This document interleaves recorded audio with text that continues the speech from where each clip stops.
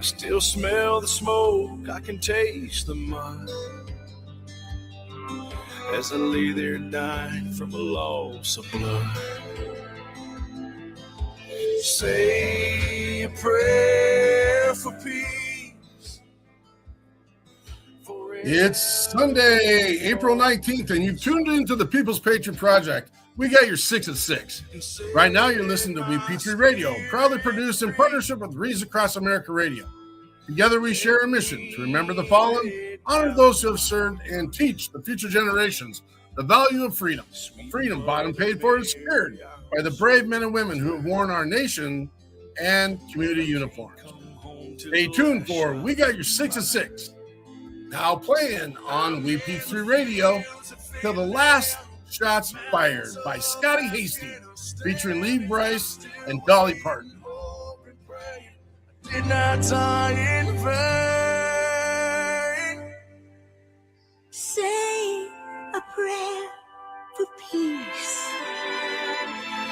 for every daughter and every son. Set our spirits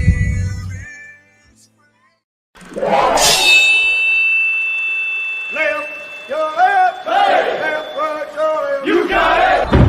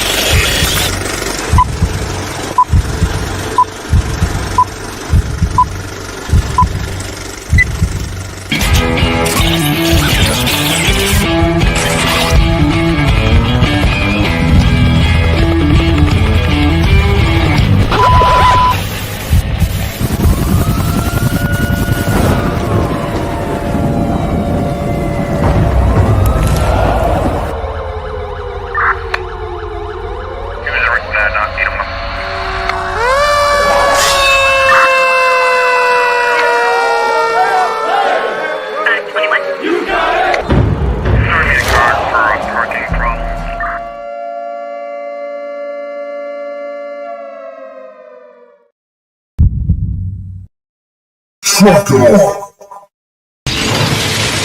Tom Cruise, roll out.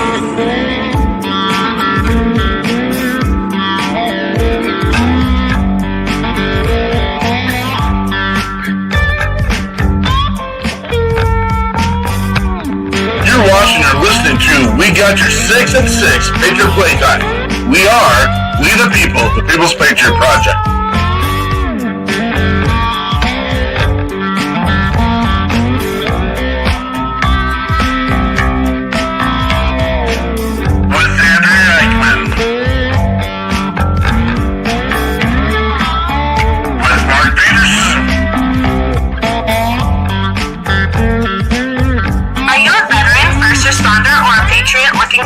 To put your skill set, your thoughts, and ideas, or want to help continue the mission, you have come to the right place.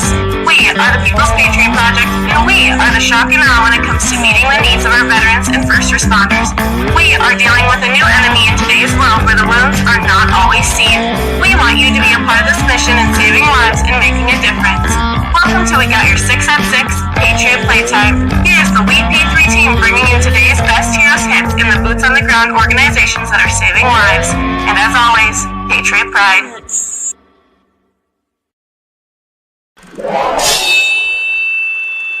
Left, your left, left, right, your left. You got it. Trucker.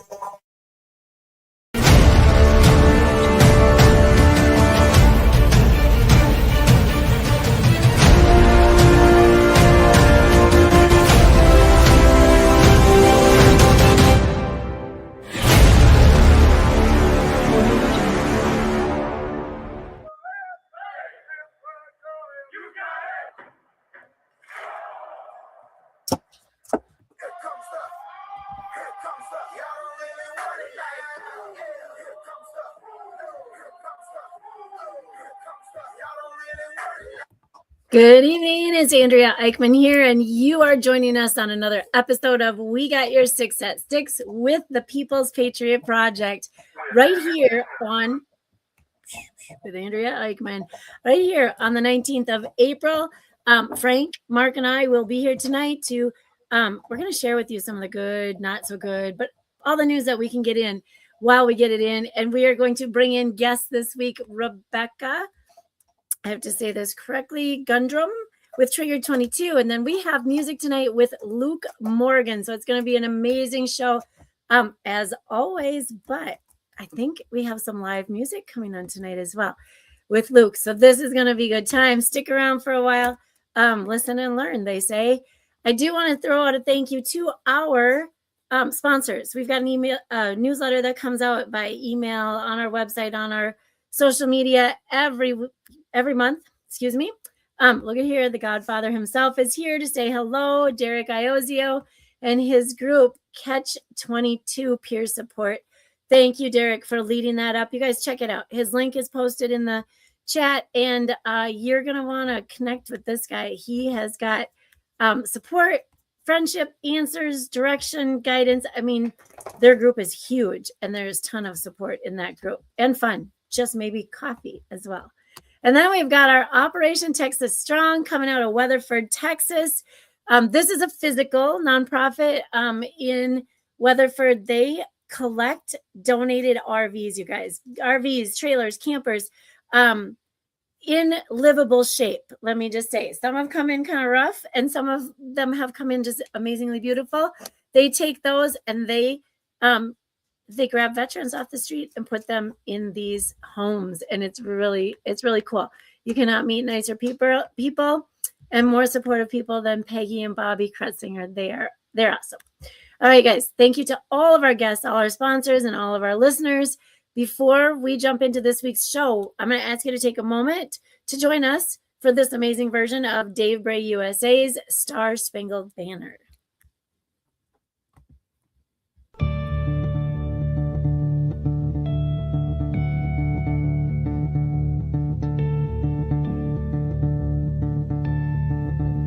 Ladies and gentlemen, please take the time to stand if you are capable of standing. Out of honor and respect, please remove your covers and prepare yourself how you need to show your greatest gratitude for the amazing freedoms and liberties we have achieved under one of the most powerful symbols in the world. Please cast your attention as we respect our old glory.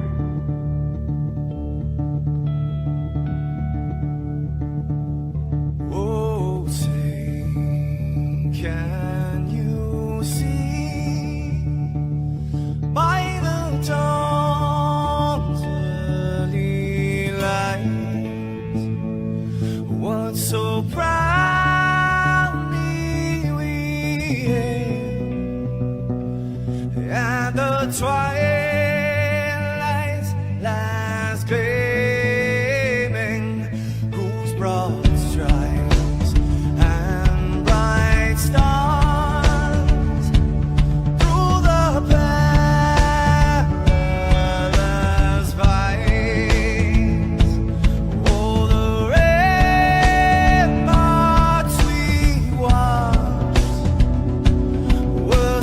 gallant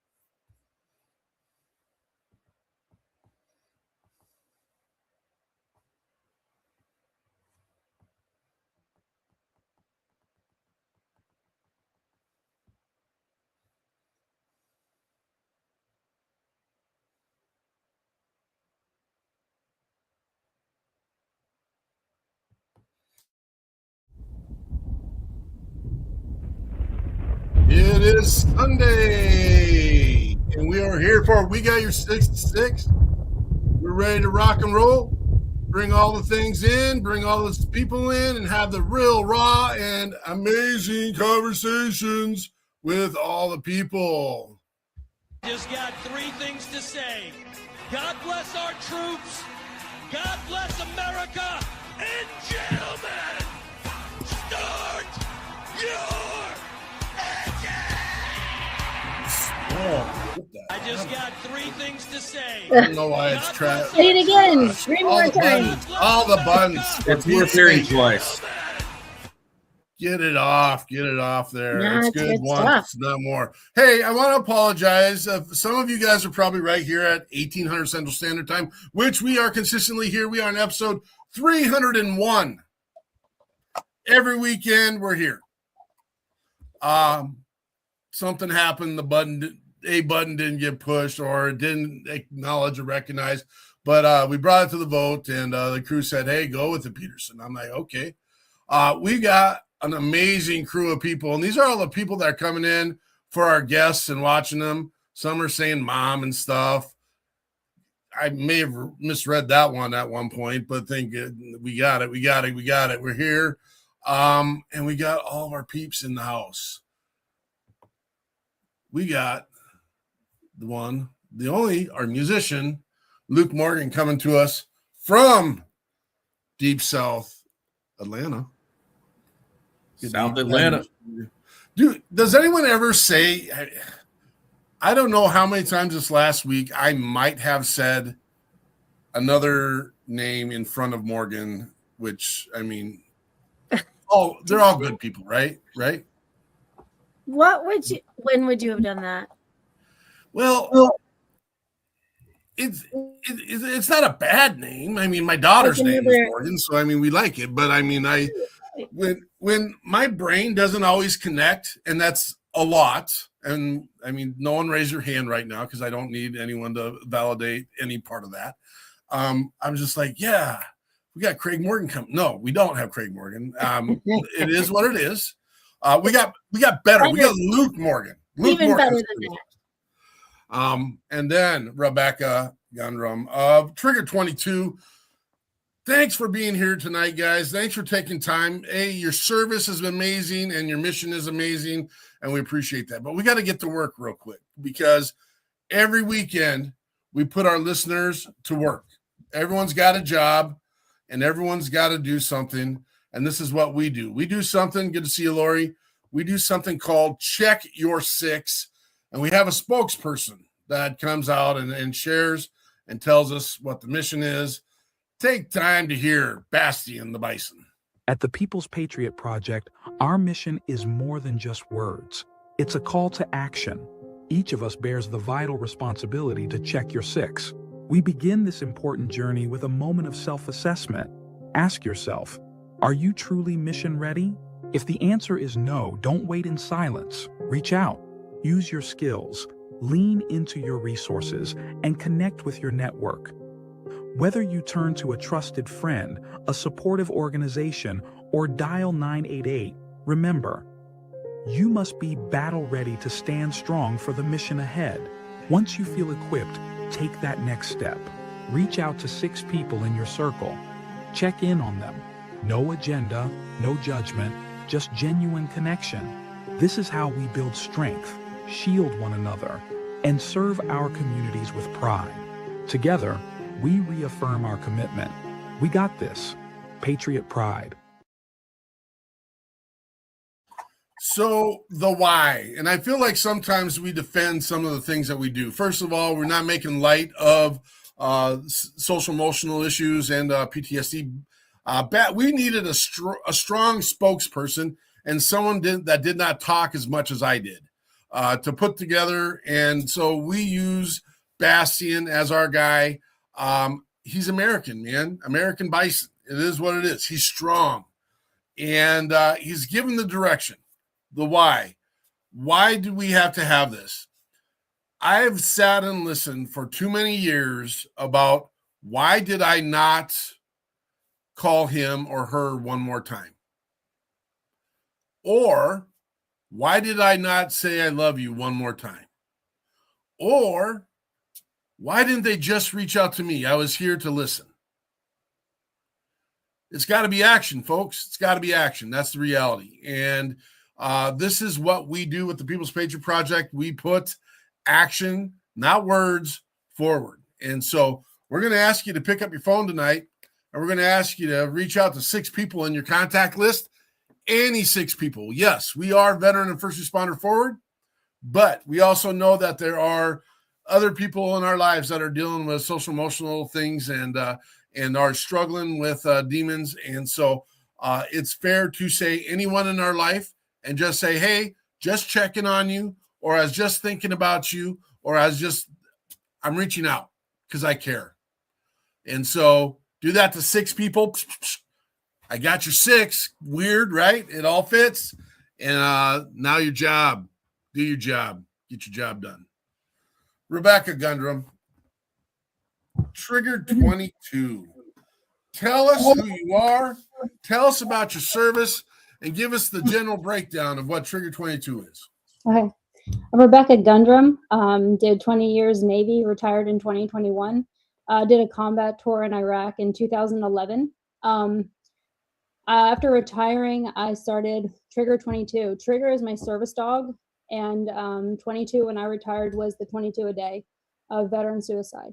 So I started a company selling merch and apparel, just like you see behind me, bringing awareness to that statistic, and just to let veterans know they're not alone in their fight. Started online primarily and decided to start out in the community. So we've been in the community ever since. This is my 5th year since I started my company. We have been to places I've never thought I'd been. We've been to Atlanta Falcons training camp with Trigger 22 to bring awareness. We've been to Washington, D.C. To try to advocate for the VA to start paying for service dogs for veterans in need. And we just try to get out there in the community and just talk to people who need to hear it, and help others with resources that I come across and we learn about, whether it's service dogs, iBegain, we push that as well. So it was awesome to hear about that today. And just try to put resources out there for people who don't know. So the selling of the merch is just a piece of what I do, but ultimately at the end of the day, it's about helping veterans with PTSD and veteran suicide and bringing awareness to that. It was surprising to me how many civilian people did not know that statistic, or even understand that that was a problem. So the biggest thing is having a voice out there and letting other people know they have one too, and to just try to be the voice for veterans who can't speak for themselves. That is a piece that I'd like to get to further in the show, because we hear this. First of all, this is your show tonight. You get to share all your stuff. We try not to bring a lot of WeP3 stuff into it, or the People's Patriot Project, because we feel that we come back on Mondays at 16:30, 4:30 Central Standard Time to share about the People's Patriot Project. So, but there is some bleeding. We'll bleed in, and then we'll have some. Dylan Petrie, good to have you, brother. Thanks for being here. Dylan, newly elected vice president to the People's Patriot Project. Congratulations, brother. And he's down in Louisiana. This shows you the spread of what we got going on and what we're going to continue to do. Let's just do it right now. I want to do it right now. The question: why do you think veterans can't speak for themselves? I ask myself that a lot, but I can tell you firsthand what it was for me. It was the stigma. So I was on active duty still when I was diagnosed with PTSD. And 8 years it took me to finally go ask for help. So I think it's just that, you got to be tough and ready all the time. And, as first responders or veterans or people in the military, that's what we do, and we're expected to perform. And I feel like a lot of it is looked at as a weakness, asking for help or having, to ask for things, or mentally. And I think that that's what the biggest holdback is. It was for me. I didn't want to lose my top secret clearance. I didn't want them to put me on these meds and do all these things.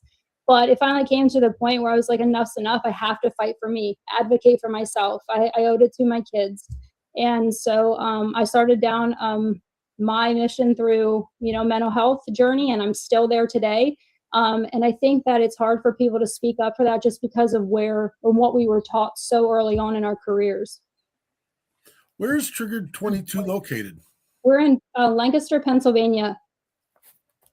Awesome. So we're out here. I have a website and things like that, but in the community around here, I really try to get out there and help. We're at the Lebanon VA, which is a really large VA. We go out there and sell merch usually once a month for a week, and talk to veterans and just talk to people in need. They don't have to buy anything from us. If it's somebody in need, we try to gift them a shirt or a blanket to help them, because there's a lot of homeless veterans out there that need help. Our biggest thing that I see is I just want them to have hope. Well, we're going to hear a lot more from you. Thank you for being here tonight, and we're excited to have you and have the opportunity to lock shields and do something together. Appreciate you. Mr. Luke Morgan. I'm scared I'm going to mess that up today at some point. So you scared you're going to call me Craig? No. Why did you plant that seed? Come on now. Stop. Tell us who you are. Tell us about your service, brother, and tell us what your mission is. Awesome. Well, first of all, thanks for having me. Joining you guys from South Atlanta in the little home studio rehearsal area. It's a good little spot where we got the band down here rehearsing. But so I'm a Marine Corps veteran, and very proud of that. And before I jump into all that, I just want to tag on to what Rebekah was saying real quick. I also have PTSD, and it's not something that I even usually am comfortable talking about, but I do think that in the military, you're taught a different type of problem solving, and it's a different type of preparedness, and you're not really taught to kind of talk about weakness. You're taught to adapt and overcome. And I think that when people end up doing their military service and they get out and they start recapping kind of what happened, or maybe you've lost one of your partners, one of your buddies, one of the people you served with. You're like, why not me? I know that was kind of my thing when I got out. Why not me? Why them, not me? But anyway, I think it's really important to raise awareness about that, because veterans just don't talk about weakness. They don't talk about pain. And a lot of times it's really just taking that first step and asking and checking in. I love that you guys did that at the top of the episode. Check in with, if you've got a veteran in your family, a veteran in your life, check in with that person. Make sure they're all right. Make sure you create a safe space for them to kind of talk about, how they feel without feeling weak. Anyway, jumping into kind of my background, I started, I got out of the Marine Corps in San Diego, California, and decided I was going to stay in California. And I started playing country music in 2019. I've been kind of writing these little country songs and was embarrassed to play them.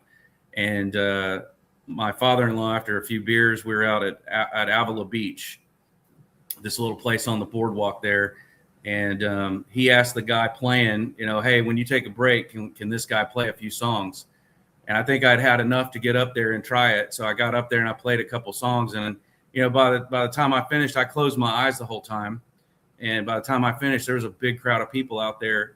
And, I gave the guitar back to the guy, and the owners of that bar asked me to come out and play the next weekend. And so that kind of began my little journey. And I was playing my own songs.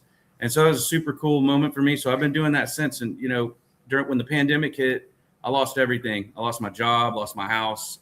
And we had to relocate out here to Atlanta. And I had to start over. So basically, I didn't start playing out again until 22. So basically, I didn't really get started till 22. And then started splitting time between here in Nashville. And it's just kind of been a build since then. And it's been great. We played Whiskey Jam a couple times up in Nashville. Got a couple songs on the radio, 101.5 New Countries, playing our song down here in Atlanta. Actually, this morning, Operation Encore, which is another great veterans organization.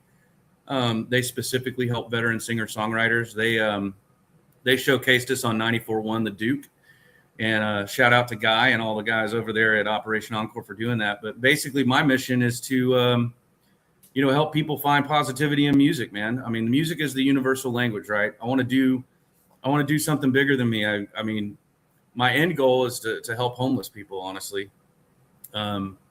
And I didn't realize that till I went to Camp Southern Ground, and I was listening to Zach Brown talk about why he did Camp Southern Ground, and it kind of hit me. He was encouraging everyone there to figure out your why. And I think I finally figured out mine. My mission, I want to help people through music, help people through getting them healing, get them a goal, get them a mission. I could talk for an hour about all that, but basically, I want to write songs that are great songs, and I want them to connect with people and make them feel special, help them in any way that I can. So, that's basically it. Well, let's get one of your songs under our belt tonight. Which one you want to lead off with? Why don't we lead off with, so Shotgun would be a good one to lead off with. That was our first song to country radio, and that was one of the early songs I wrote. And I wrote that song about my life. I was living in California at the time, and really hard for a country boy to live out there, I'm not going to lie. And I grew up in Huntsville, Alabama. My granddad had a farm. I didn't realize how special that was. My granddad's an immigrant from Honduras. He worked at NASA, helped put the first man on the moon. And he ended up being a farmer, 125 acres in North Alabama. And I got to grow up in that environment. And, I learned how to fish out there, and how to shoot guns, and how to hunt, how to work hard, and a lot of Bible from my grandpa. And just so thankful for the man that he was, and the heart that he had, and the things that he taught me. So anyway, this song was kind of a little bit of a parody, a little bit of a funny story, because when I was 12, I was out there, and it was opening day of dove season, and they had the shotguns out, and they were like, "Hey, Luke, you want to get a shot?" And I'm like, "Yeah." And my dad was trying to explain to me how to hold a shotgun the right way to not bust your face. And I was like, "Dad, look, I know what I'm doing." And he's like, "All right. Well, when we spook these dove, you're going to shoot one with the shotgun." So they did it, and I had the shotgun right up to my face like a rifle, and kind of gave me a black eye when I shot it. And they all laughed, and I deserved it. But this song is kind of about that in a way. So that song's called Shotgun. It's about my grandpa. Awesome. This is Luke Morgan with Shotgun.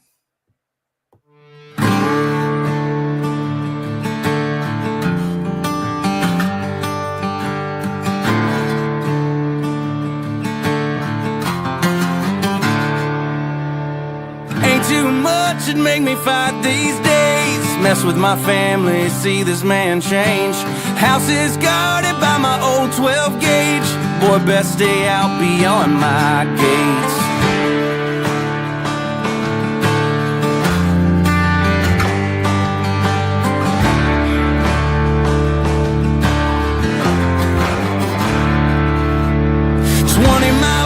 Of the Tennessee line, it was hard-working Jesus on 125. Learned how to fish, learned how to fight, learned some respect for the red, blue, and white. Yes, I did. Back down there, deep in them woods, my granddaddy taught me how to shoot this good. He said, aim a little lower than you wanna hit. Better be ready, cause that shotgun's gonna kick. Take it in the shoulder, try to be a man. Only get one chance, only take one stand. Left that day with a fat lip. Better be ready, cause granddaddy's shotgun kicks.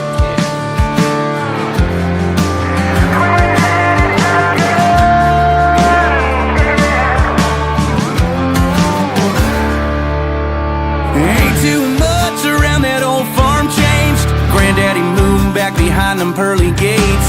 I remember all the words he said. Teach my boys to revere his name.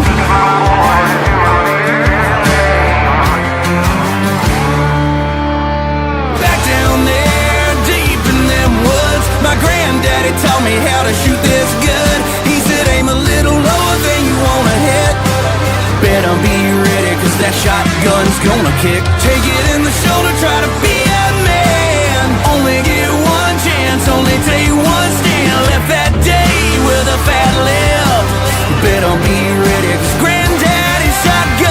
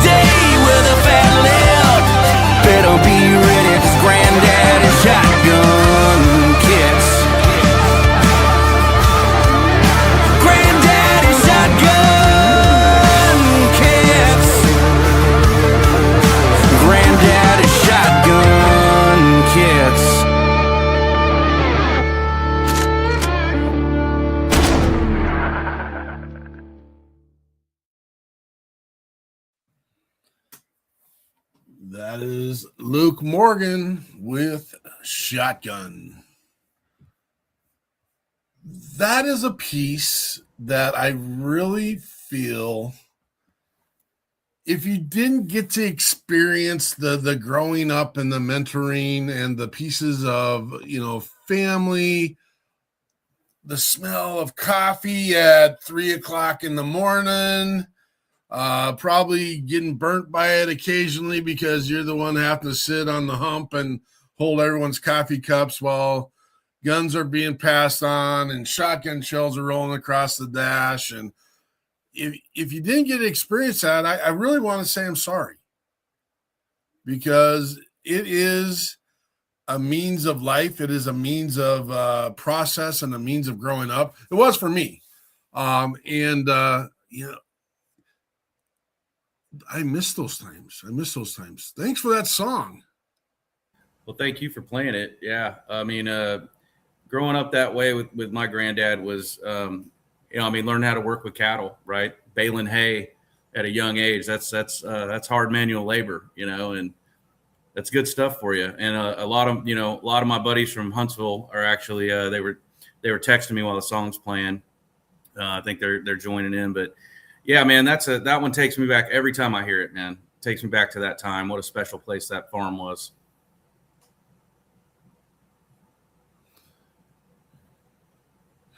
Rebekah, what are you working on right now, and how can we get the word out to your mission and get you the support you need? Yeah. Right now we're coming into our season, if you would. So typically after Christmas, we pretty slow down, with the shows and stuff like that. So it's the year of, we got some of the new merch ordered. So it's just getting out there and talking to the people and getting that mission out there. Like I said, we're going to DC the week of May 11th. I'm going with Purina Dog Chow. They pay for veterans and the CEOs of the organizations to go advocate for the SAVES Act. And we're going there to try to, like I said, pass for the VA to start funding service dogs for veterans. When we're out there doing these things too, like, we hear a lot of stories back, which is really what grounds me and continues, me going forward in this mission, because it's hard. I mean, it's hard sometimes, but hearing loved ones talk about, losing someone or other veterans and stuff, it's just it's such a problem still. So we just got to keep fighting forward. And I think the biggest thing is talking about it. I really do. I think it's one of the most difficult things for a lot of people, but I honestly think it's the best way to heal. And then talking to each other, I think really resonates with people. They're not alone in their fight. They may have different experiences, and we all have different paths, but you're not alone in that. So just, if you could put us out there, our website's trigger22.com. And like I said, you don't have to even buy anything. That's the way. I'm a small LLC, so everything goes back into my company to buy more merch, to bring awareness. And why I feel like that was an important way to go is because we can't always be out there talking and advocating, but my shirts can. And if somebody reads that or resonates with somebody, just one person, then we've done what we could, and helped maybe one person. So yeah, just getting the word out there and just letting them know you're not alone. And if you ever need anybody, people hit me up all the time, but I tell them not a counselor. I'm just a veteran too, who's going through it, but I understand. Can you say your web address one more time? Sure. It's triggered22.com. Oh, it and is. Triggered has ED on the end of it, triggered. So, and then we're on social media too, Facebook, Instagram, all those things. You can follow us. But yeah, it's just, I think that's where I'm at with all of it, is just continuing our mission forward and continuing to grow and expand where we are. So we're nationally, obviously, via the website, but like I can only go so far with talking to people and helping others, locally. But just expanding that, to other people and just letting them know we're here. So we had an error in there. Just so everyone know that there is a www.triggered22.org. That is not accurate. It's the .com address. Make sure that's redirected. So not sure that or but boom, issue fixed. Let's go. Again, thank you for your service. Thank you for getting the voice out. And I don't know if I struggle. I don't know if it's my persona.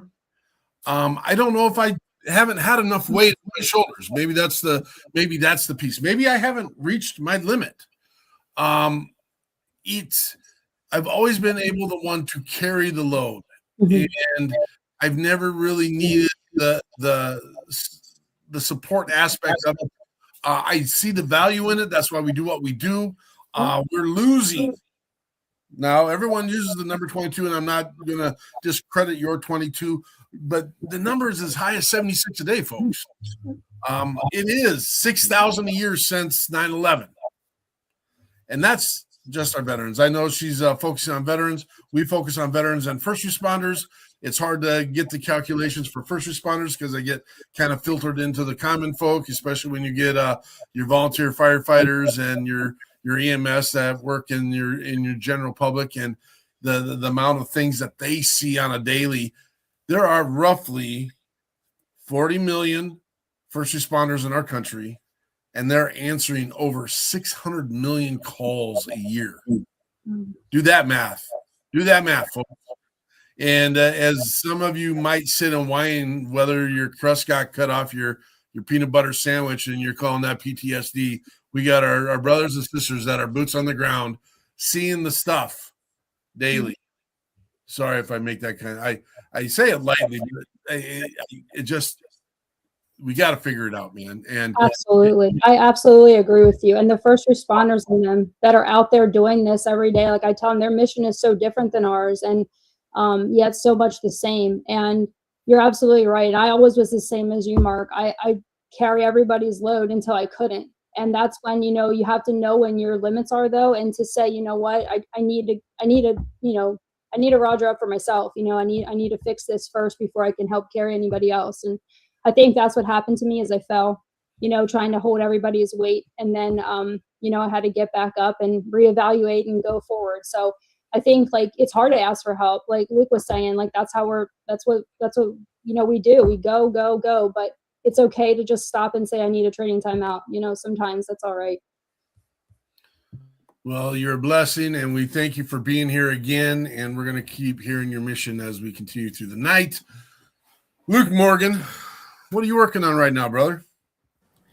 Yeah. Well, I just played last night in Thomaston, Georgia. I'd never played there. So I played last night. I'm working on playing a lot of live shows. Got a live band here in Georgia and also one in Tennessee. But we're working on a lot of shows down here in the Atlanta area and surrounding in the Southeast regionally. We're trying to play as much as we can and promote the music that we have out. Right now we have 2 singles out, and they are getting some good streaming numbers and are also getting some good radio play and people taking notice. And the shows are getting bigger, and that's great. Other than that, really, I'm focused on. I was given an opportunity in the Q4 last year to attend a program through Camp Southern Ground called Warrior Song, and one of the people that you played earlier when we were in the waiting room, Kimberly Meyer, I met her there actually, and she was in my cohort. And what a great opportunity that was. We got plugged in with a ton of people from the industry. And basically at this point, I got to meet somebody that was, super important person to meet in my life, because I kind of connected with this gentleman, and he's a great producer and a great songwriter. And we've been kindling a friendship and going back and forth. And he's been really challenging me as a songwriter to write the best songs that I can. So over the last 4 or 5 months, I've probably written 40 songs, and I've been sending all those songs in, and we whittled it down from that to about 6 or 7. And we're going to be going in the studio, sometime in this year to track those songs, to track 6 new tracks and start releasing those on a, 3 to 4 month time frame each release. And I'm just so excited about that. I'm going to play one of those songs for you guys tonight, and it's kind of in the new direction. I feel like, not a new direction, but in a progressive direction that I'm headed as far as a songwriter. And I'm really excited about that. But yeah, that's probably the thing I'm the most excited about is new music, recording new music this year. You got a supporting, and we'll get to Rebekah's as well, a supporting crew there at home, and you were out playing baseball today. Were you guys the winners or losers? We didn't win today, Okay. but my son did a great job on the mound, left-handed pitcher. He had a great weekend overall as an individual contributor. But yeah, we didn't win out today. But that's baseball. You know, sometimes you win them, sometimes you lose them. Can you give us a quick shout out to the other family members, because they didn't sign up for this mission, but they're there for you? Yeah, you know, my wife is one of the most selfless people that I've ever met. I mean, you know, I've been a musician for a long time, and I've been in relationships where my music career was always a struggle, and it was a lot of fighting about it, the time I have to dedicate to it, and the resources that it takes to support that. My wife has been an undying supporter of my career, the time sacrifice, the travel. And without her, she's my best friend. And without her, I couldn't be the man that I am today. And my children are everything, man. I mean, I'm blessed. My children are the biggest support network for me. And they're the joy of my life. You know, our family is very close. We're tight. We all support each other. And I'm just really thankful for all of them. Big shout out to my family, because I love them more than anything in this world. You're blessed, brother, and thank you for being here. I am so impressed with Camp Southern Ground and the crews that get to go down there, and a lot of the people that that had to been how we found you through the network, because the odd nuances is everyone friends everyone in that network, and then it's really easy to find the musicians as they pop through. And so I'm confident that's how we found you. But again, it's a blessing having you here, brother. Thank you so much, man. Appreciate being here. We got to do another song. Yeah, what do you want to roll with now? You want me to play one? You want to go? Why not? Let's Talk go. about it. We just talked about it. Let's do it. So, get out my guitar here. So this song is one of the ones that we've scheduled to cut. It made the cut group, and you know, the term gaslighting, it refers to basically kind of like someone that you know, some crazy making. You know, kind of when you're in a bad relationship, and that doesn't have to be like a love relationship. It could be any relationship, right? A relationship with an ex or even a friend. But somebody that really just like nothing that you say matters, kind of crazy making. I think we see a lot of it in the media. You know, I think we're seeing a lot of that in the media. I think we're being gaslit a lot by the media. So I kind of wrote this song about all of the different places that I see that. This one is one I'm really excited about. We've been playing this one live, and it has been absolutely slapping at the live show. So I want to play this one for you. This one's going to come out hopefully in the fall, and this one's called Gaslight.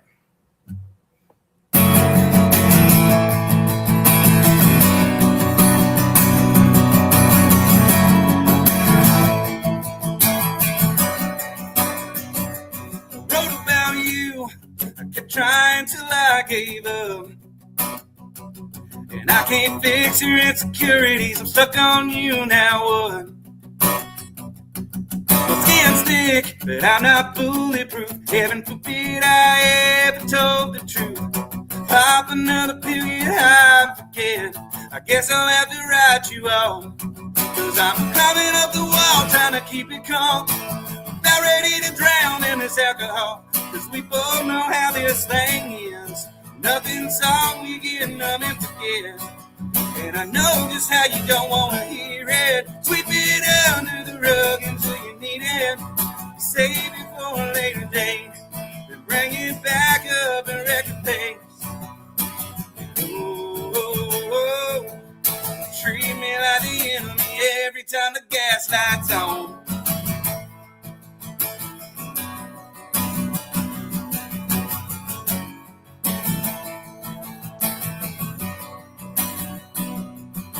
Oh, babe, what have we become? become. It's like I don't even know your name.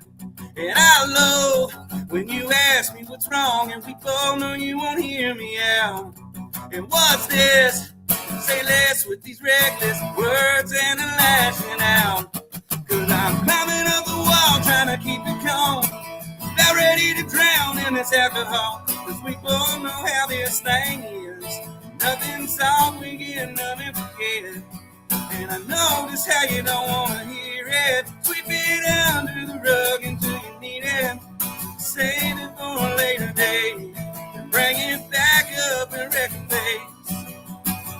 Oh, treat me like the enemy every time the gas light's on. Every time the gas light's on.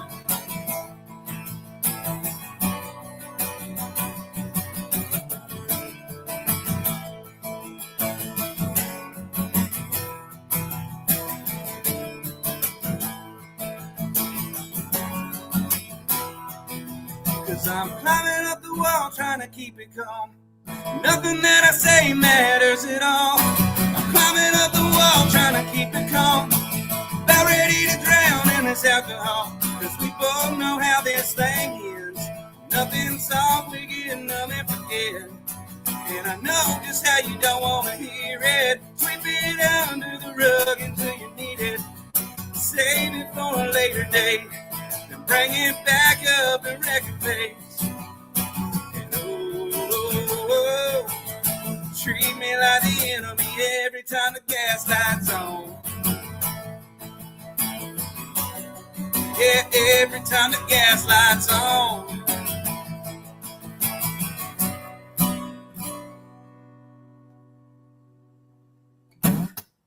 Thank you.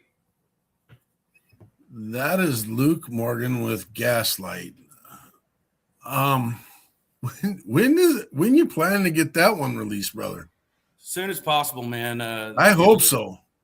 Thank you. Yeah, that's the first time this has been played anywhere other than like in a pub, or I think we played it. I think we played it twice live, so that's a debut right there. Yeah, and the message leading into it, there's something to it.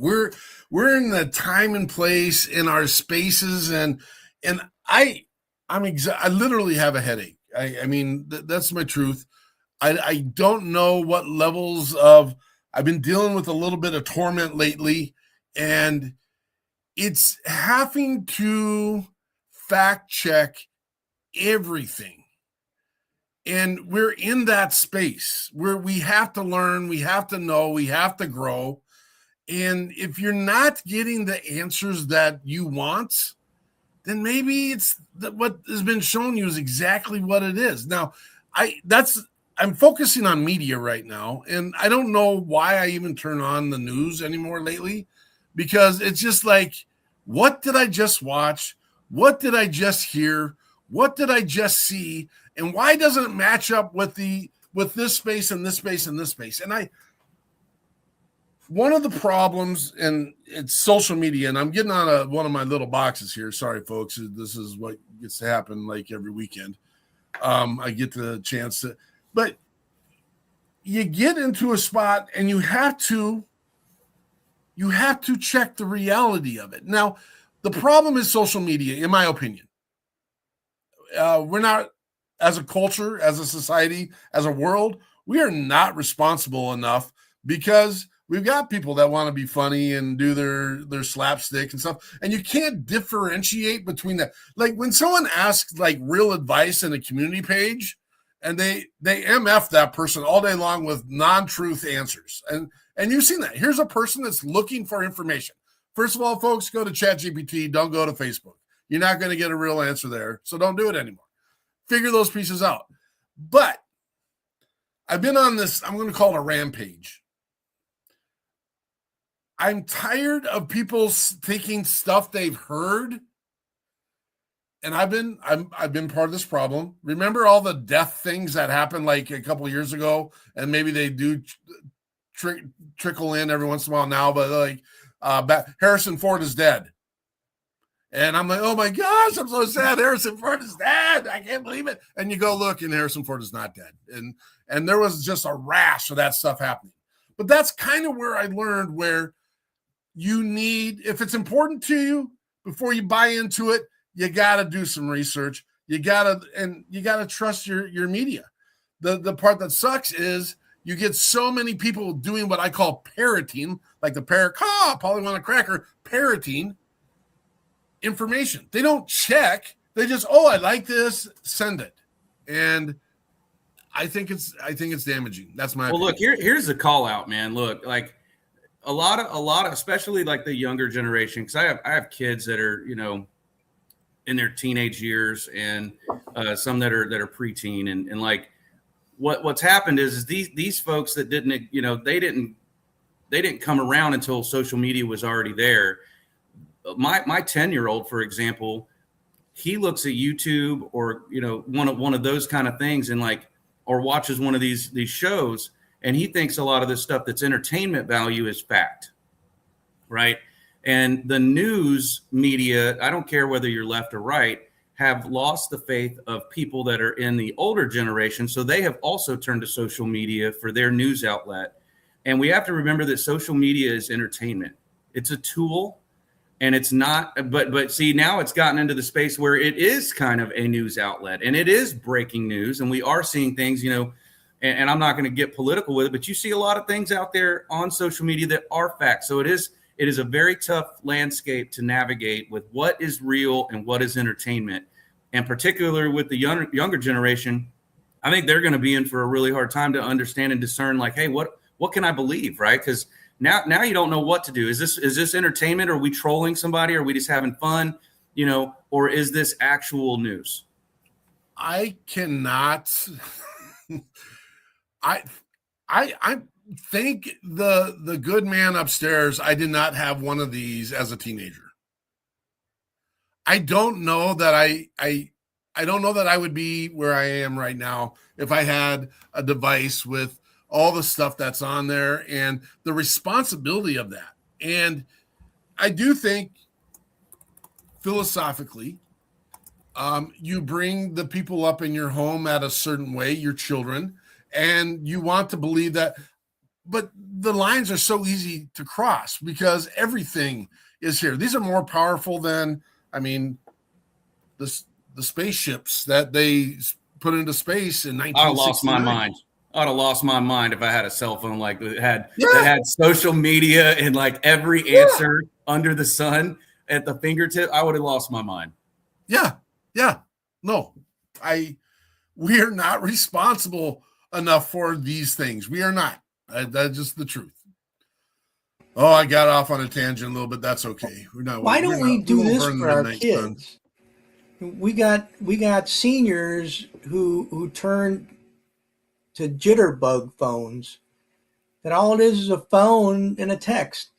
Why don't we come up with a little bug to give the kids until they're out of stinking high school? Well, I think that's what the original jitterbug was for, kids that didn't have access to the internet. That's what it was originally for. Wasn't it called the Firefly? And you got like 3 phone numbers that you could call. Maybe 5 phone numbers you could call and 3 you could text or something. And a lot of parents got that. But as a teacher in a middle school, I just hope parents know what kids can do when the world is at their fingertips. Like, please keep an eye on what they're.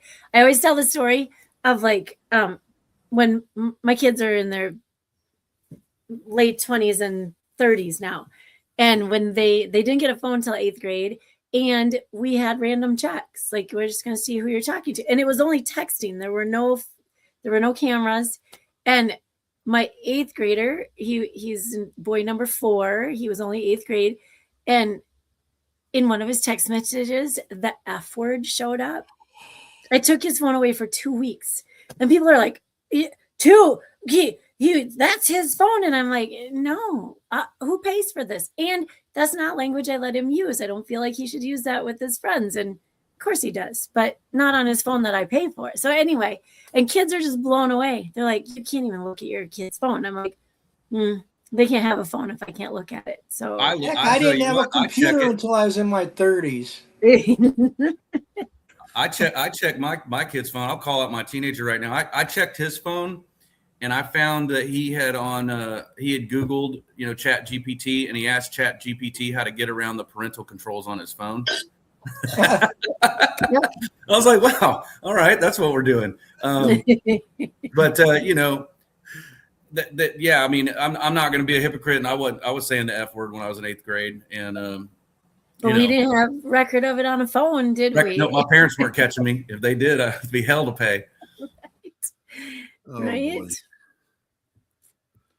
Craziness. Yeah, and the cameras and the crap. But yeah, you can lock it down. Like, I mean, so since that, obviously, like, I took a lot deeper look to locking it down and just making sure it's safe, and that they're looking, that they're using the phone for, like what you guys said, phone calls, texts, that stuff with their friends. That's how they connect. They don't go do the things that some of us did when we were younger. They get on group text threads, and that's how they connect. So I want to make sure they're able to connect too, right? But I want to keep them away from things that could harm them. And there's a lot of stuff on the internet that can harm you, right? There is a lot of schools that are contemplating, and states that are contemplating banning phones in schools. And I have mixed feelings on that one, only because it's like, it's here, folks. It's not going to go anywhere. I do think, just like anything else in life, we have to do the best we can to teach them how to use things properly and in the context that are meant to be. Sadly, here's the problem. There are people in the teaching industry that don't have that skill set themselves, unfortunately. And that breaks my heart to say that, because that's an industry that I work in. And there's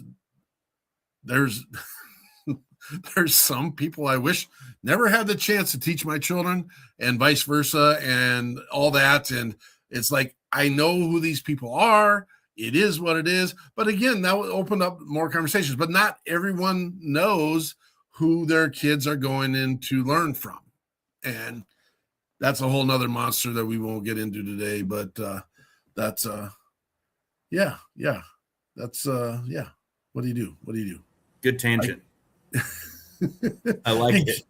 Yeah, you keep going forward, you keep teaching, you keep mentoring, and you try to give everyone the benefit of the doubt. Frank the Myth. Sure. Award-winning, I was going to say journalist, not really a journalist. Award-winning author.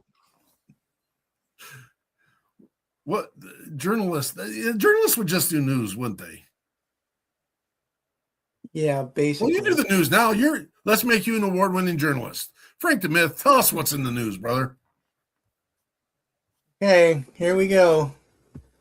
We're doing a different take this go around, and we're going to do this from the rest of the time that I get to be on this show. So here we go. First story we got. It's nothing about anything shooting or war or anything like that. We're instead focusing on things like this. There was a hockey game played at D Stadium to raise funds for veterans and first responders. And it was two teams, and this happened in Michigan. They had the Keweenaw Peninsula's own hockey season wrapped up, so they got to use the stadium. And it was the Michigan Upper Peninsula Veterans Hockey Club and the Minnesota Warriors. I guess they wore those funny hats when they played too. And it was supposed to happen yesterday, actually. I don't have a score on the game, but I'm sure that they raised enough funds and did the right thing. And the tickets were only $5. I bet you they sold it out. And the first responders and kids that attended the game were free. So it was a very nice gesture, and I hope it went well. I'll have to try to do some looking for the next show and see if we can let everybody know how it went. The next story,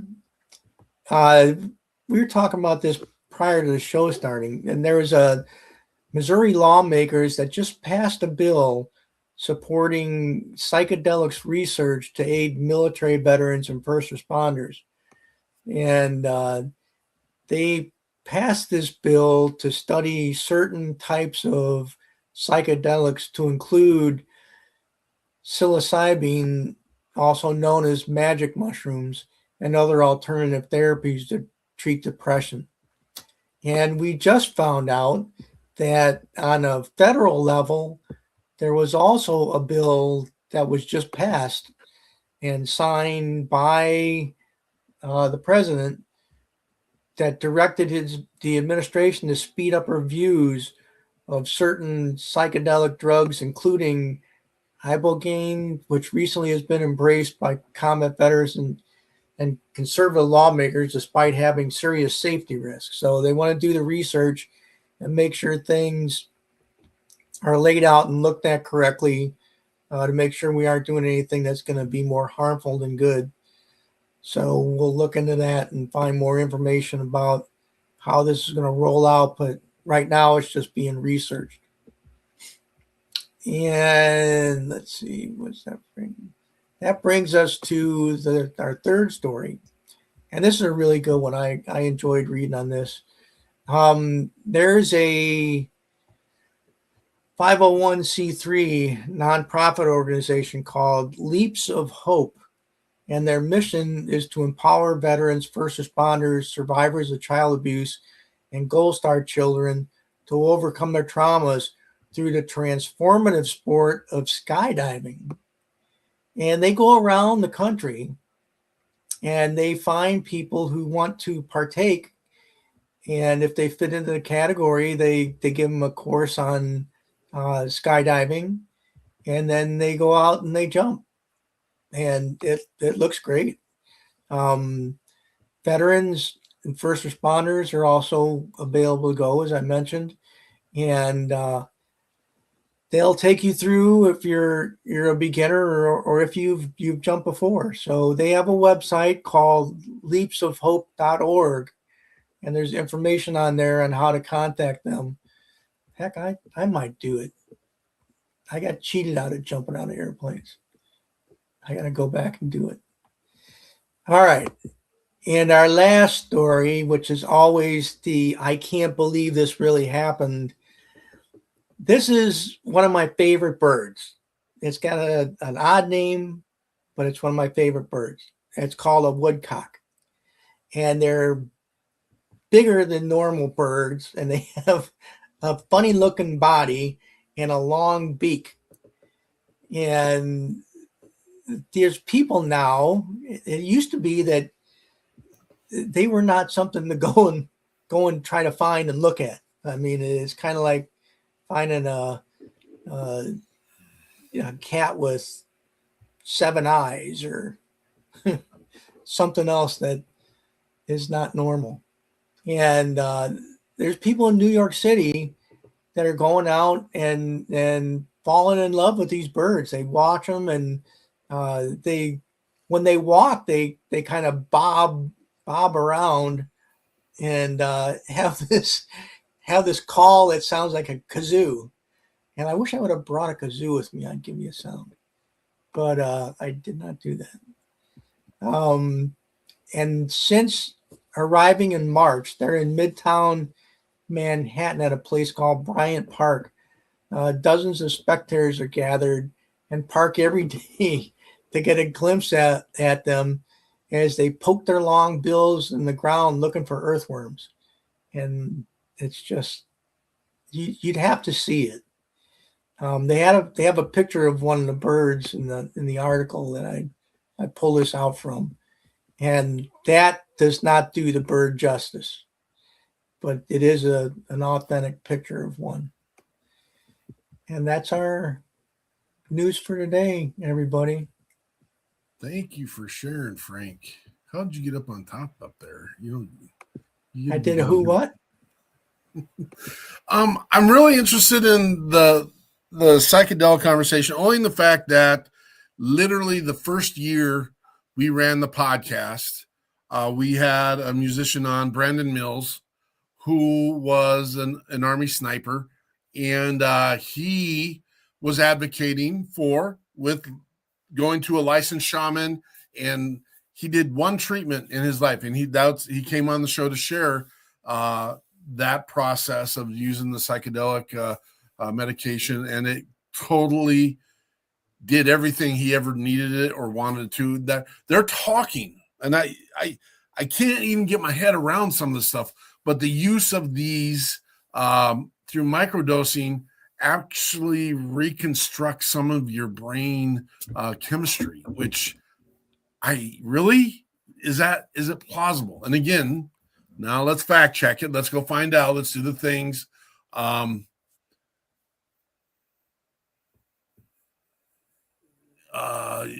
Yeah. Thanks for being here, Phil. Phil, you still down in Texas? Deep in the heart of Texas. So if that's real, now I do and have seen some of our brothers tell us they're microdosing, and then I watch to see what they do, and that's not necessarily accurate information as well, because I have seen, witnessed, and saw.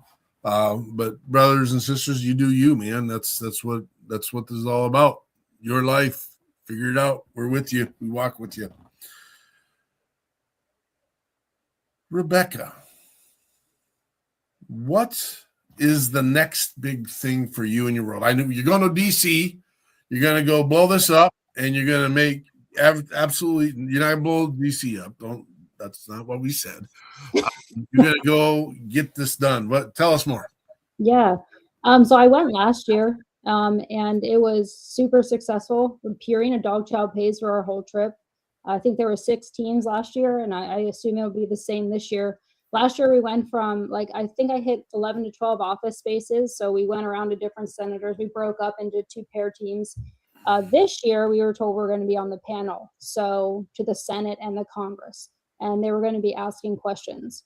So yeah, we're going to go out there and rock that and just be honest. I had a really good experience last time. Like I said, we're trying to get this, Period is trying to pass the SAVES Act, which like you were saying, just with the ibogaine therapy, I've met several people who said it worked for their life. I met people with the ganglion block, which resets your fight or flight in your head, that said that worked for them.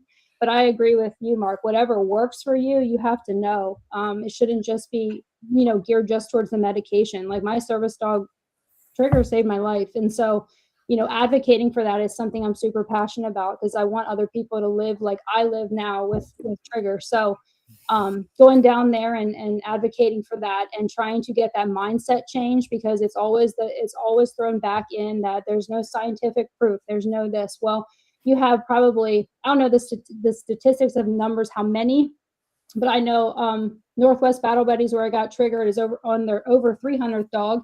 And the other organization we were with has done over 900 dogs. And those are all nonprofits. Those are civilians going out, door knocking, and asking for, people to support that. And so thank God for organizations like that out there. So trying to get the VA to see that from the side of it works. We're living proof. We're sitting here telling you, I've lived my life different now that my dog's here. Ask my kids, and so that's our big next thing coming up. Like I said, we have our typical community stuff that we do every year, but looking forward to that in May. We went last year in September, but everything starts slow. So just trying to keep, getting that drumbeat going till change happens. I'm excited. One of the things that we said from the beginning when we were building the People's Patriot Project, because when we were answering the phones, people were, oh my gosh, you answered the phone. And this has become so cliche because we shared the story so many times. But I'm like, tell me more. And they're like, well, this organization doesn't return their phone calls. They don't return my emails. They pushed me on to another website or email address. And you go through this entire conversation narrative. When our brothers and sisters are taking the time to reach out, they are in crisis mode right now, folks. They're not planning. They didn't plan this process. They probably are at their wits' end because they waited too long to begin with, and now they're too deep into it. I can't tell you how many times we help someone with their rent, and it's like, I'm 6 months behind. I'm like, well, why didn't you reach out to us in the first month? Because of what we talked about earlier. First, they're afraid. Second, they're thinking to do it on their own. Third, they are taking and believing that there are resources out there that aren't accommodating their needs. And that's the scary piece. So if you're not returning their phone calls, if you're not returning the emails, if you're not doing all the pieces that you say you're going to do as being a supporting organization, then get out of the way. Hang it up, go someplace. Why am I saying that? Because I'm watching this young lady out there battling to do the things that we all should be doing. And the numbers, and someone fact checked me on numbers recently because we've been watching the number grow. Since we started this, we started at roughly 42,000 organizations saying they're helping veterans. And I've seen the number go up as high as 86,000. I don't care. It's too many, because less than 10% of you are actually doing the work you say you're doing. So get out of the way. There's a song, Get Out of the Way. I don't know, but I digress. I took that from Shannon Book. Did you meet Shannon Book down there at Camp Southern Ground? Sure did, man. The guy's become a great friend. He's actually one of my roommates. And man, what a great dude. Yeah, he's a great dude, man. I talk with him probably once a week, through either socials or text or whatever. We did write a song down there together. And yeah, you know what? While we're talking about Shannon, he's got a new single out right now, and everybody should go check it out. It's called Little Things. That's my boy right there, man. Shannon Book is one of the originals to WeP3 back in the day. I mean, he's always been part of Operation Encore, but we've had him at some events. We brought him into our space. We love the guy. He comes wired a little different. Yeah, that's a good way. There's not a blocker between the mouth and the brain with Shannon Book, which is not a bad thing. It's not a bad thing. He's raw, man. Raw. Well, he's and he loves that way too, though, man. He's just a man. He's like what you see is what you get with that guy. There's nothing else there. He's in this world to love people and to make music. And, I really think a lot of the dude, he was a great mentor to me while we were at the program. And I think a lot of the guys, great songwriter, loves to collaborate. Anyway, yeah, Shannon's a great dude.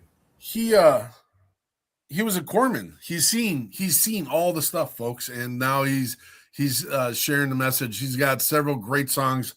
I did see him do the release of this new song. I gotta check him out, and he said he was coming back on. I don't know if that where that conversation's at these days, but he pops in here like a lot of times. But anyway, we got you, Shannon. Here we go. What's next and big for Luke Morgan? Where are we going? Well, right now we're promoting our second single to country radio, Man I Used to Be. And that song was just featured this morning through Operation Encore.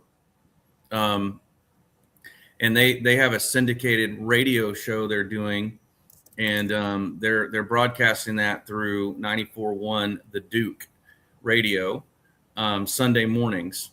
And they're featuring all of they're featuring all veteran artists. Some of them are Operation Encore artists, some of them are not. But they're doing a great job with that and giving airtime and giving awareness to some of the great stories that come along with veterans and the songs that they're writing. And so that song was featured this morning. We were on Backyard Country for the Bull, all three stations in Atlanta, Macon, and Augusta last weekend. And huge shout out to the Bull for playing us. And then 101.5 has been playing us as well out here in Atlanta.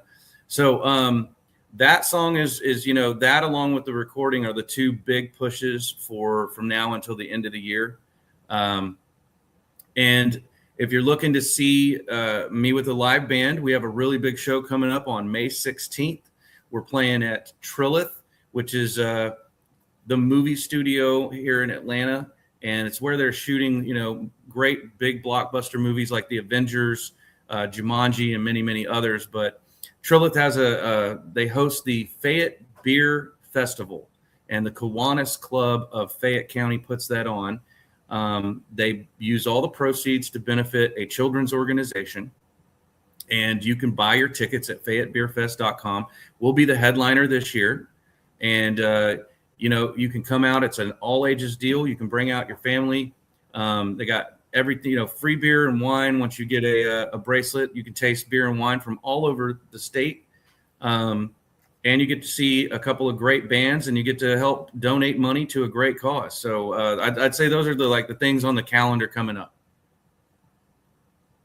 Well, make sure we get all of your calendar information so we can get that launched out there too and promote you in our space, brother.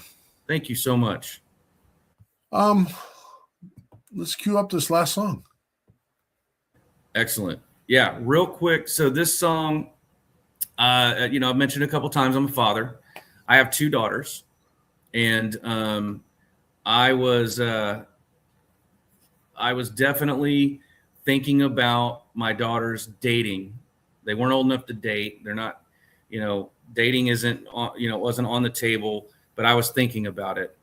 And I was thinking about the tough Marine guy, I'm going to clean my gun, and I'm going to make this guy, I'm going to do all this. I'm going to wait up. And anyway, I started thinking about that. I was like, if I do that, I'm really going to be pushing my daughter away. So, that's the man I used to be. And I kind of started writing this song about that. Thank God you're not messing with the man I used to be. And I kind of tied a little bit of my own wildness as a young man into that story. And I really love this song. And we cut it in Nashville, and we did it a little bit different than I originally envisioned it. And Jamie, the producer, Jamie Colazzo, shout out to Jamie. He produced Shotgun as well. Really love the way this song turned out, and I'm excited about it. It's getting a lot of love on country radio, and they let me play this song a couple weeks back, open for Zach Brown Band at the Camp Southern Ground Gala to raise money for the Camp Southern Ground program. So I'm really excited about the song. It's called Man I Used to Be. This is Luke Morgan, Man I Used to Be.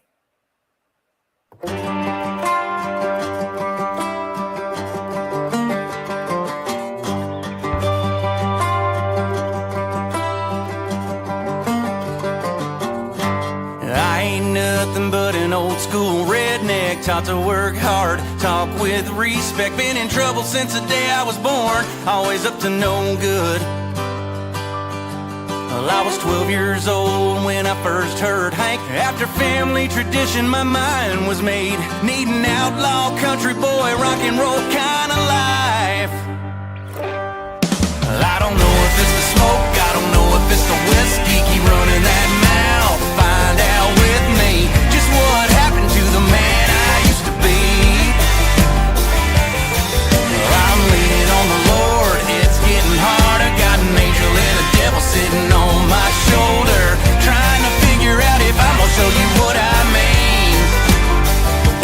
Just thank God you ain't messing with the man I used to be.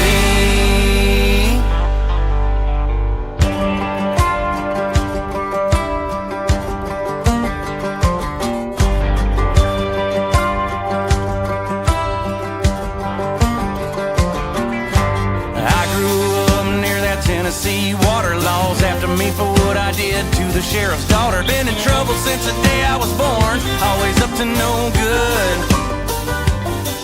It was Friday night, we were down by the shore with a mouthful of red man, a cooler full of cords. Rolled down to the river for a little moonlight swim. Should've seen her daddy's face when he showed up around 2 a.m. with blue lights, and he said, I don't know if it's the smoke, I don't know if it's the whiskey. Keep running that mouth, find out with me just what happened to the man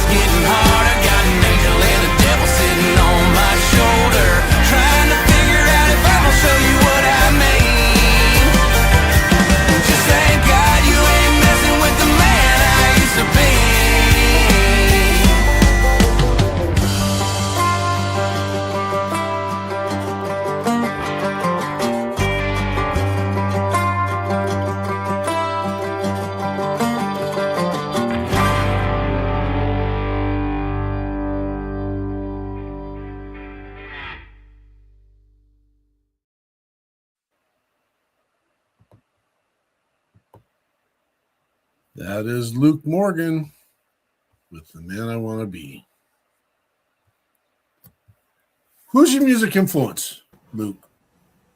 Oh, man, all over the place. Anything from Leonard Skinner and Led Zeppelin to Luke Combs and Jason Aldean, Blake Shelton, definitely Hank Jr.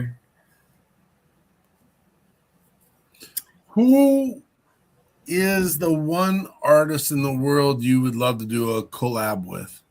Oh, wow.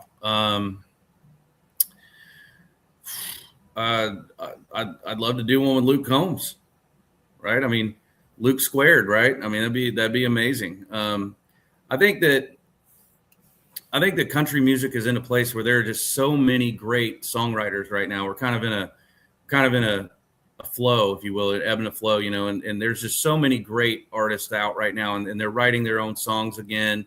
There was an era where, and there is a lot of songwriting going on in Nashville, and I do some of that myself.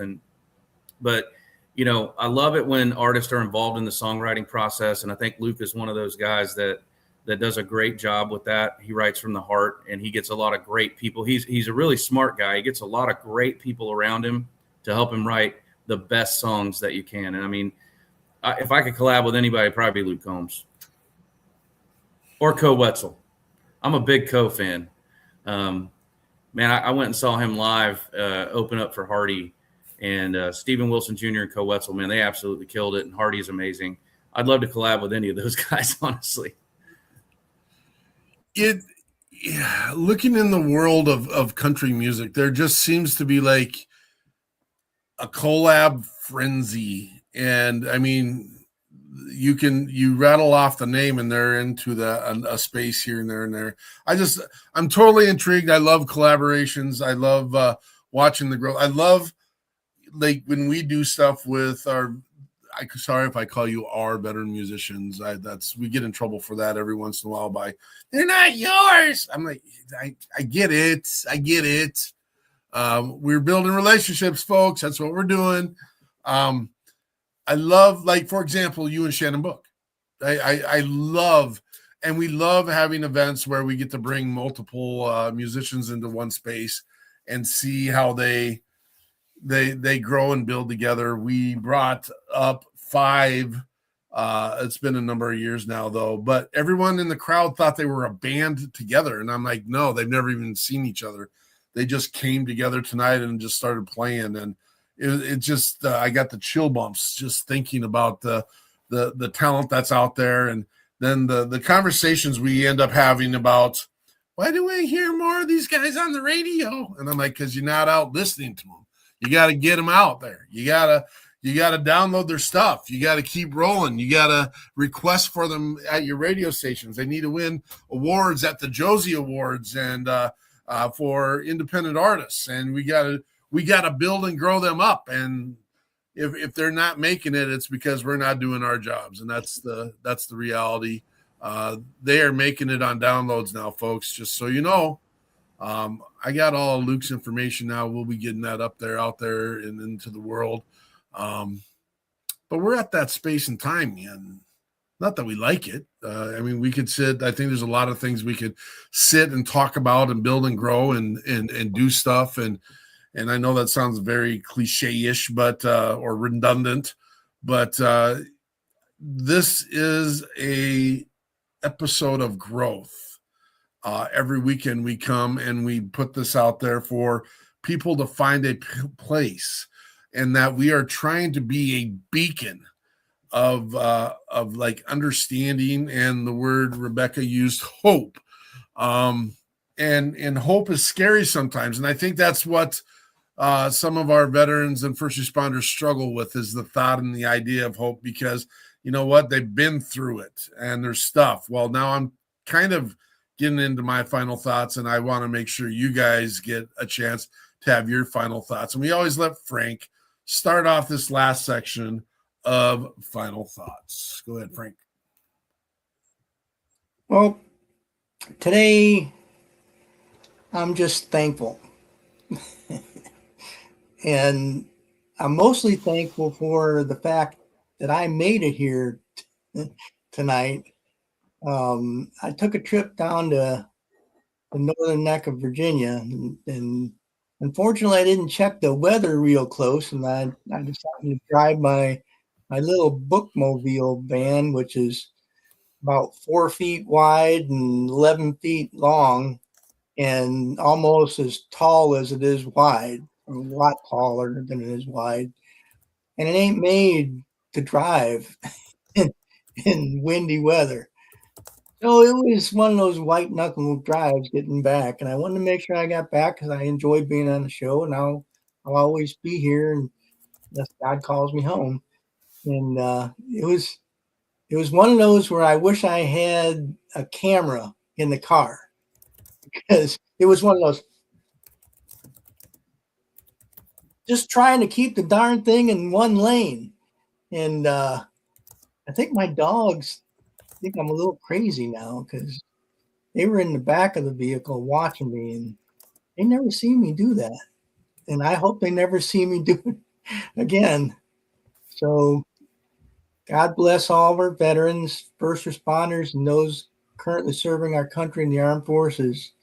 And have a great rest of the week. Love you all. Thanks, brother. Miss Gundrum, final thoughts.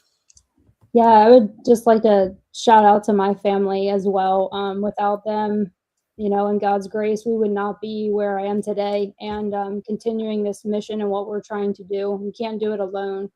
I want to thank my 3 kids for supporting me from the beginning, and a shout out to my son down in Camp Lejeune. And I would just also like to say, when I started Trigger 22, it was about the past and what I've been through.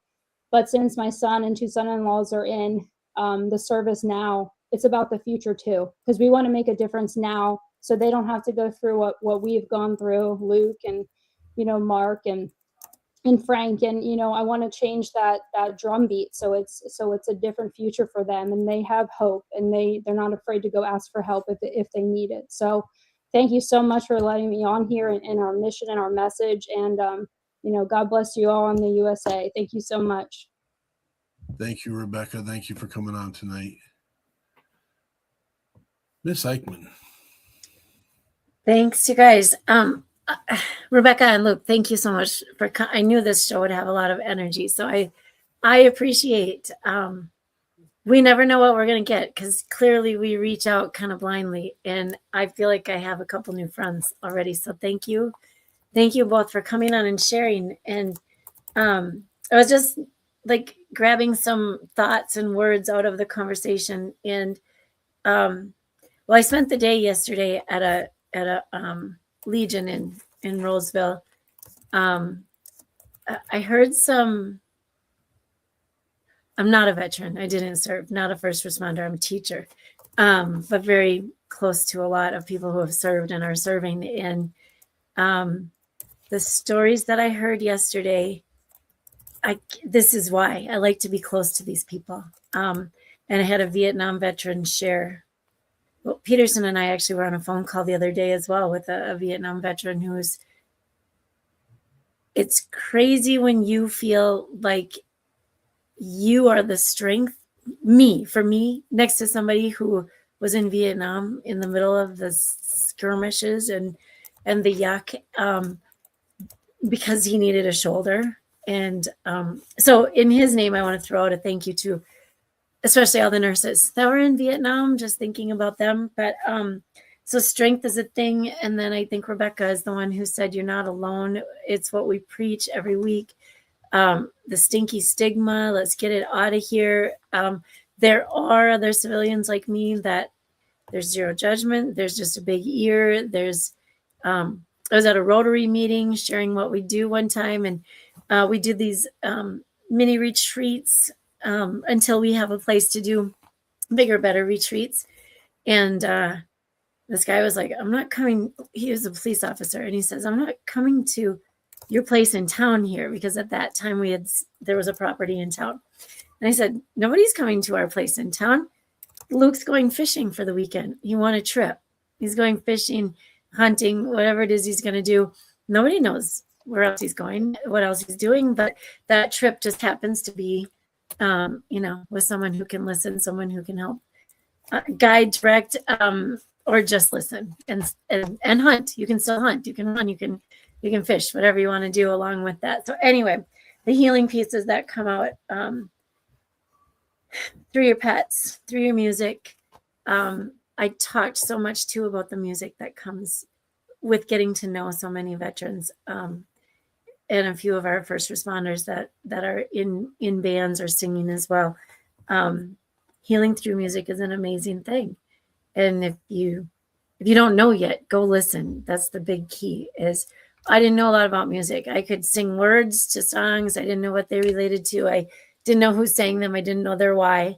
And so this last 10 years has just brought a whole new appreciation for music into my world as well. So Rebekah, keep up the good work. Is it a couple of your fans? I think Karen, your biggest fan. Keep advocating, keep pushing, keep shouting it out and sharing. And God bless you for going to DC and do those things. And Luke, I'm going to be sharing out your, I already downloaded and uploaded your schedule. So we'll be sharing that out real shortly here as well.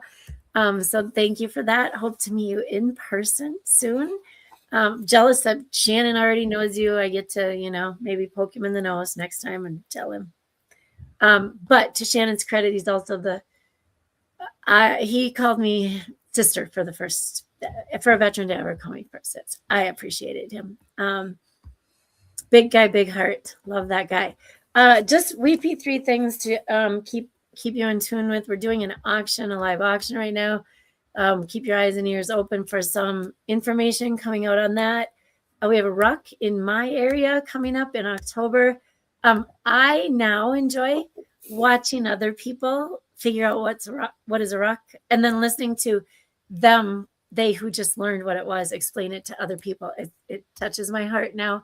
And I just always say in honor of them, watching Army guys run, the young guys that want to run the 10 miles, or the in shape guys and gals that want to run that 10 miles, more power to them. And then always, always, always working on the wreaths across America. We have more wreaths for Fort Snelling right now than we typically have in October. So thank you to all of you that take a look, that come around, that remember those who have passed that are in our national cemeteries with a wreath. I just saw another person. Anyway, to everybody else, thank you. Thank you. Thank you. To you. Honor You're starting a fight. Starting a fight. Not dead. Thanks a lot. Thanks a lot. We'll see you all next week. Mr. Morgan. Yeah, first and foremost, I want to give thanks to my Lord and Savior Jesus Christ, and I'm thankful for the opportunity that I'm able to play music, and that He gives me the opportunities that He does. And one of the things that stuck out to me the most that I learned at Warrior Song was we did every day, every meal. We did this thing, gratitude. And today I'm grateful for everybody that's on this call. I'm grateful for everybody that's listening. I'm grateful to the People's Patriot Project for putting something together to advocate for veterans programs and veterans music. And what a great opportunity this has been for me, and to get my message out and to get this music out to people. And then, I just want to say that I really appreciate everybody that served. First responders, veterans. We couldn't live the free life that we live without you. And I'm part of that crew, but there's a lot of people serving, and there's just so much negativity in the world. I want people to try to focus on the positive. If we try to focus on the things that we have in common versus the things that we don't, I think that we can come together and find common ground on the things that we don't agree on. And so I guess I'll leave it with that. I'm just very thankful. And actually, no, I'm not going to leave with that. I'd forgotten, and I want to say this. When I got to meet Zach Brown, he's a megastar, and he gave us a little bit of his time at the end of Warrior Song. And he said something that has just impacted me. I alluded to it earlier. But this guy's sitting up there and he says, you know, it isn't about the music. It isn't about the fame or any of the things that's brought me. It's not about the gift. It's about what you do with it. And so I would challenge everybody and encourage everybody. We all are given unique gifts by God. We're designed that way. Everybody here, everybody listening, everybody out there has a unique gift. It's what you do with your gift. What are you doing with your gift? Think about what you're doing with it and do something with it. You were given it for a reason. Find that reason, find your why, and go out there and do it. And thanks, everybody.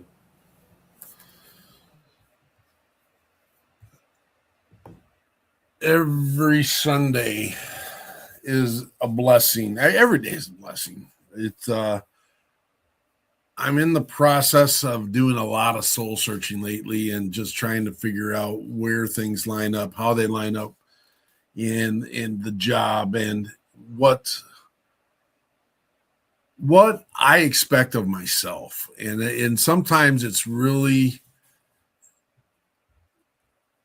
I don't know the right. I'm kerfuddled right now. I'm doing some teaching and coaching and learning and resiliency right now. And what is resiliency, and what do I have to prove to others? And do I need to prove anything to others? And on occasion, there's people that come and they slap us in our social media and says, you're just doing this for you, so you get you exposure. And I'm like, that's never been the purpose, the cause, or the reason. And why do you show what you're doing? Well, we show what we're doing because I need to show the world there are good people doing good things. And the thing is, I think there's more. I think it's the majority. I really do. But we never get to see the visuals. We never get to see the optics. We never get to see the things that, and you know what, it is great as I'm scrolling and I find the good things, and it might bring a little tear to my eye knowing that there are people doing positive things and making things happen in ways that is going to make life better for other people. What do you want to get out of all this? What do you want to get? What do you think you deserve? That's another thing. We regularly talk about how Luke made the comment, thank you for all those who serve. That is our pledge. We know why we get to do this. It's because of the men and women who've lost sweat, blood, limbs, families, and their lives, so the majority of our country can lay their big fat heads on the pillows of freedom daily, not knowing literally how you got to have that freedom to run your mouth on your social media, to have your opinions and thoughts, which I validate. Not that I get to validate it, but congratulations, you have that opportunity. And we talked about it during this show. You know, are we responsible enough for that responsibility? I don't know. I see where the struggles are. I know where my struggles are. I don't rely on others to come next to me and help me with my load. Maybe I should. I don't know. I've tried it before, and I don't know that it's worked out. And that's another piece. Having a standard that some or many, or I don't know if it's even living up to. Why do I get to set a standard? I don't know. I set a standard for myself. These are my real conversations with me. And I don't know if you're having those kinds of conversations with yourself. The reality is, if you're trying to find a joy, or if you're trying to find a happiness, you do need to find those within yourself. No one else should be in control of those. No one else should ever have the opportunity to lessen that for you. And there does need to be a reevaluation if that is not happening for your space. Don't put all your eggs in one basket, I guess. And at the same time, you need to know how and who is in your circle, because not everyone is going to work harder for you in your life than you do. That's the reality. But we are here as the People's Patriot Project to help serve and walk along with anybody. Make sure you check your six, check yourself, make sure you're in that space, and then reach out to your brothers and sisters. We do have, again, we'll be here again tomorrow at 16:30 with the WeP3 Weekly Debrief. And next Sunday at 1800 Central Standard Time, if I push all the buttons right at the right time, we will have Noel Mitchell with Rebuild the Brave and Mr. Jamie Peacock returning with his solo efforts. He's breaking away from the bands, and he wants to show his talent and skill set. We love Jamie. We've had him on in the past. We'll continue. Hey, check your six. Thank you for our guests for being on tonight. Thank you for the WeP3 team for all the things you do. Thank you for those that support us. Thank you for our listeners who come here. Remember, we don't go anywhere if you don't like, share, and do all the things. Go check out our YouTube channel. We probably should promote that a little bit more than what we do. Put that on the checklist of things that we need to refocus our world in. And we'll see you if you want to come check us out tomorrow. If not, we'll check you out next Sunday at 1800 Central Standard Time. Have a great week. We'll see you when the smoke clears. Patriot Pride.